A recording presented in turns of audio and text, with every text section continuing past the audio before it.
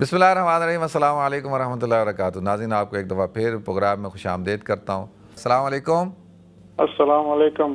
وعلیکم مفتی السلام صاحب، ورحمۃ۔ جی حضور ایک سوال پوچھنا ہے کہ یہ جو نماز جمعہ ہم پڑھتے ہیں جی اس کی کتنی رکعات ہیں، اور کیا جو ظہر کی نماز ہے وہ بھی اس میں شامل ہوتی ہے یا نہیں ہوتی ہے؟ میں نے ایک دو مفتی صاحب سے پوچھا لیکن میں مطمئن نہیں ہوا۔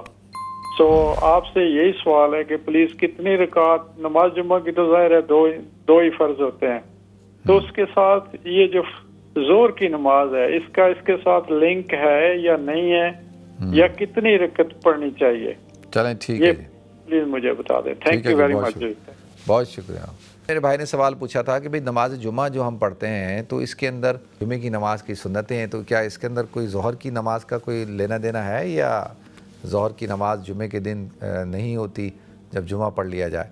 اچھا دیکھیں، گزارش یہ کرنی ہے کہ جمعے کے دن جمعہ پڑھنا واجب ہے اور اس کی شرائط ہے، اور جب وہ شرائط پائی جائیں گی تو اس جگہ پہ جمعہ پڑھا جائے گا، ظہر کی نماز نہیں پڑھی جائے گی۔ ٹھیک ہے جی، ظہر کی نماز 4 رکعت ہوتی ہے۔ ظہر کی نماز جو ہے اس کے اندر وہ سری نماز ہوتی ہے، جہری نماز نہیں ہوتی۔ ظہر کی نماز کے اندر کوئی خطبہ نہیں ہوتا یا کسی قسم کا، اور ظہر کی جب نماز پڑھی جاتی ہے تو 2 اذانیں بھی نہیں ہوتی ہیں۔ ٹھیک ہے، یہ ساری چیزیں ہیں، لیکن یعنی اگر کوئی ایسا گاؤں ہے یا کوئی ایسی جگہ ہے جہاں پر جمعہ نہیں ہو رہا تو وہاں ظہر کی نماز پڑھی جائے گی نا۔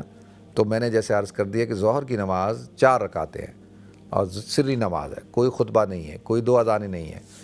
لیکن جہاں پر جمعہ پڑھا جاتا ہے اور جہاں جمعے کی شرائط پائی جائیں یا جمعہ پڑھا جا رہا ہو، تو وہاں اس وقت میں جب جمعہ پڑھا جاتا ہے تو ظہر کی نماز نہیں پڑھی جاتی، اس کا وہ 2 رکعتیں ہیں اور وہ جہری نمازیں ہوتی ہیں، اور اس کے اندر خطبہ ہوتا ہے، اس کے اندر 2 اذانیں دی جاتی ہیں۔ ٹھیک ہے جی، تو وہ جمعے کی نماز ہوتی ہے، اس کا ظہر سے کوئی ظہر نہیں ہے، وہ جمعہ ہے۔